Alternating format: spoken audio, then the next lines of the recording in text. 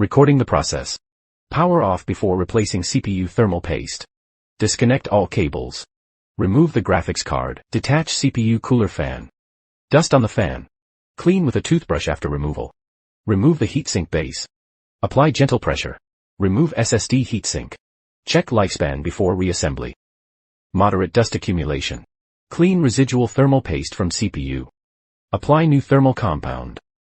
Following updated guidelines. Done. Method for even spreading. Reinstall cooler base. Remove carefully afterward. Check thermal paste coverage. Not bad. Even distribution. Secured with 2 screws. Tighten gradually side to side. Ensure balanced tension. Connect 4-pin header. Secure the cooler fan. Shandong Hi-X 6000 overclocking. All set. Next video. Vertical GPU installation.